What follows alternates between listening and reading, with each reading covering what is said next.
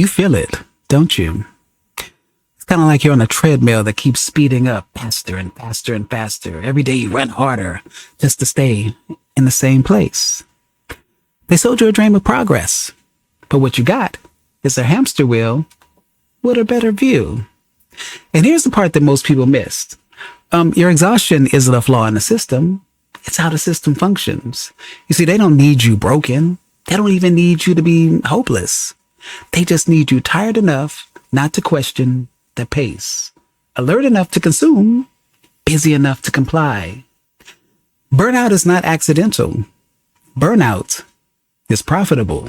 Everyone right now is talking about financial freedom. You hear it all over the place. TikTok, Instagram, Facebook, YouTube. But that's just the surface layer. The deeper trap isn't your bank account. No, the deeper trap is in your head. Because if your attention is constantly fragmented, if your nervous system is always on edge, you do not have the mental space to step back and ask, why?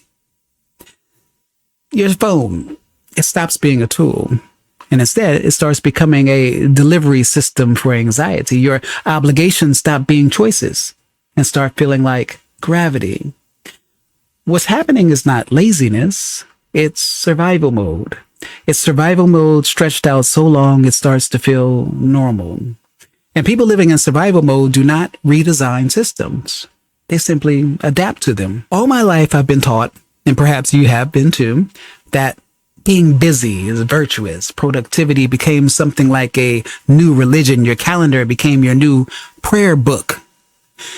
But here's the uncomfortable truth. Being busy is not the same as being free. Busy people react. Free people decide. Busy people live inside deadlines. Free people live inside priorities. A packed schedule can look impressive while quietly stripping you of your leverage. You see, freedom doesn't mean doing nothing. No, it means doing fewer things intentionally. And most people aren't trapped because they lack discipline. They're trapped because they keep optimizing lives they never consciously chose. Some might ask, so what changed? Well, this pressure feels heavier now because the system has evolved. Old systems relied on force. New systems rely on participation. Everything is personalized. Everything is gamified, marketed as self-improvement. You're encouraged to hustle, but only enough to stay dependent. You're given comfort, but not enough to feel secure. Just enough stability to fear losing it, just enough stress to keep moving. It's a perfectly calibrated environment where ambition turns into anxiety and dreams quietly turn into debt. Not because people are weak, but because the pressure is constant. Now, it's important to note that change does not start with quitting everything. No, change starts with a question. Why does this pace feel mandatory? Who decided rest had to be earned? When did ambition become indistinguishable from exhaustion? Those aren't laws of nature. They're assumptions that went unchallenged for a very, very long time. The moment you begin questioning what's quote unquote normal, you regain something extremely powerful.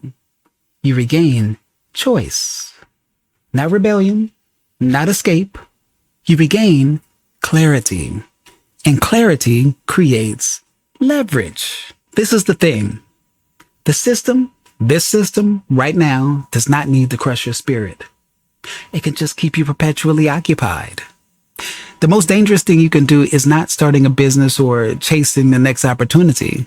The most dangerous thing you can do is deliberately reclaiming your attention, your time, your thinking. Because once you understand the rules of the game, you stop mistaking busyness for progress. And from there, you don't burn anything down. You simply stop living on autopilot. And once you do that, you can't unsee it.